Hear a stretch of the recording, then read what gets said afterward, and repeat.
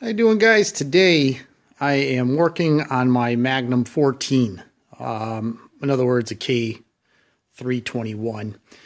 This is for my puller tractor. I obviously have started to disassemble the motor. You guys have seen me tear motors apart in the past, so I didn't really think that the whole let's watch Vin tear another motor apart was really going to be that interesting. But just in a nutshell, to document the engine that I'm using, this motor is actually in pretty darn good condition. When we take a look at it, I was thinking about boring it and everything, but when you look in there, I'm hoping this will work, you can actually see the hone. There is a little bit of a scuff mark down on this side, which would be the thrust side of the piston. As you can see right there, whoops, that's right, there it is, STD, it's a standard piston, so it is a standard bore. There is basically, I'm going to rotate that crank for us, there is basically no gap between, there's really no visible gap between the piston and the bore. So I'm going to mic that up, but at the end of the day, I was thinking I was going to have to bore it and do this and do that.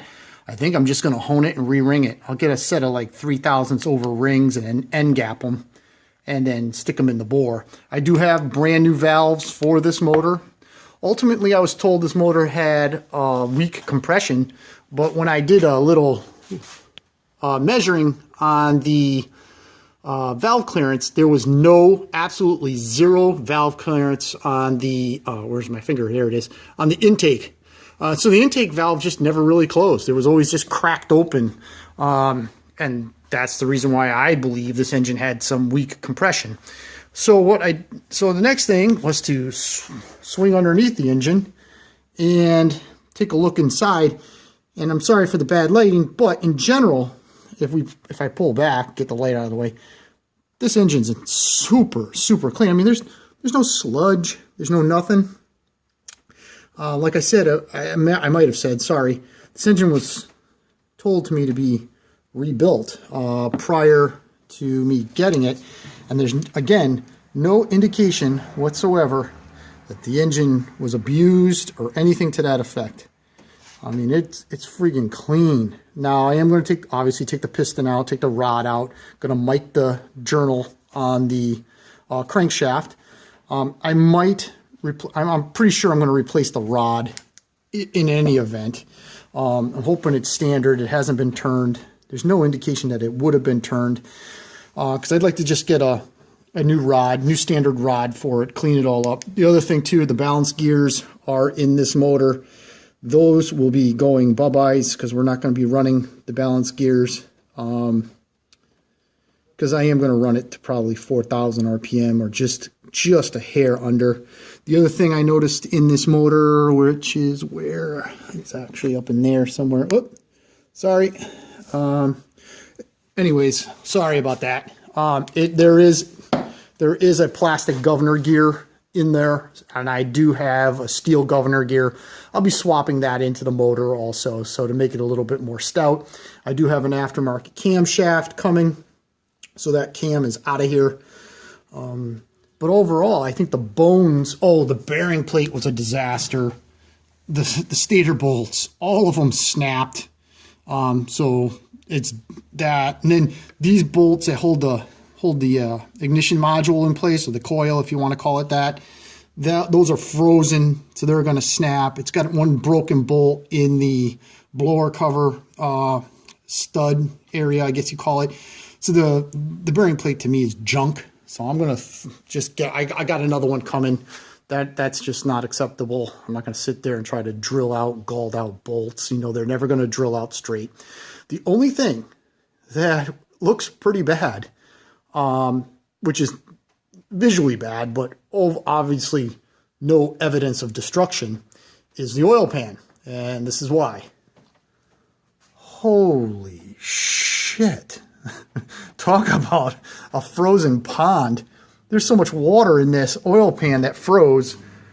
I mean, Christ, you could probably ice skate in it. I have no idea.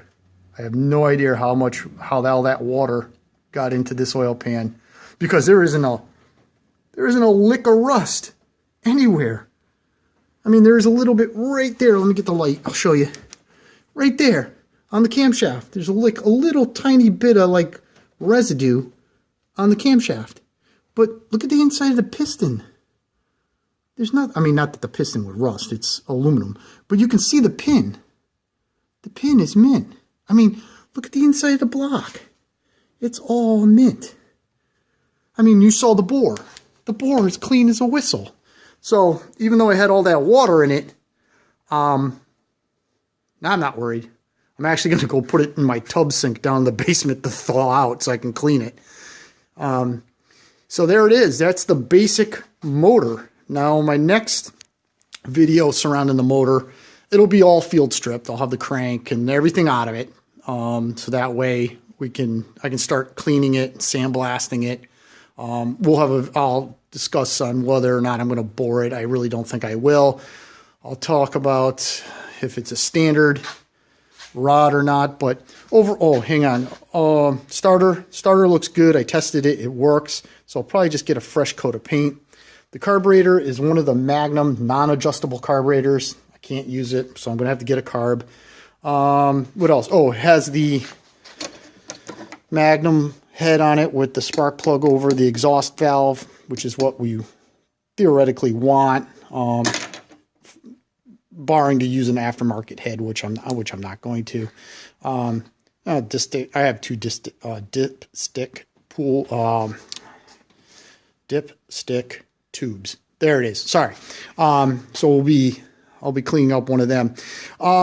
I'm going to show you something that I just picked up the other day. As I indicated in my last video, the guy that I bought this engine from, who was cool enough to sell it to me dirt cheap, also sold me something else that was dirt cheap. So let me go out to the shed and let's take a look at that. All right. So as you can see, it's like the frozen tundra out here. It's actually only 3 degrees and it's 12 o'clock in the afternoon.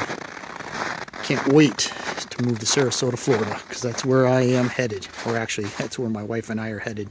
The fig tree, I'm hoping it makes it. It's not really so designed to live in weather like that. But anyways, there it is. This is my last acquisition. This is a very late 50s, early 60s, probably up to like 61 or 62. Wheel horse dump cart. This is the one, let me get out of the way. This is the one that's prior to the tub style and after the all square sheet steel tub cart. Not super rare, but you know, you don't see them. They don't come up that often. This one here has been repainted. But it's in sweet, solid condition. I mean, when you take a look at it, I mean, there's really no rust. There's no rot. Let me put it that way. There is some, pitted rust in the deck. So, somebody used it. But it has the original tires, the dump piece. I don't know if you can see it. Yeah, there it is, the dump piece and the swivel. It's all there. It all works. It's not destroyed. It hasn't been welded on. So I was pretty happy, and I got it for basically nothing. So big thumbs up to Tony. Thank you. And all right. Well, that's this one. Thank you for watching, guys. If you like engine rebuilds and this is your first time, or tractor rebuilds for that matter, because we've got tractors in this place, please subscribe. Give it a thumbs up if you could, please. All right, guys. Have a great day, and we will talk shortly.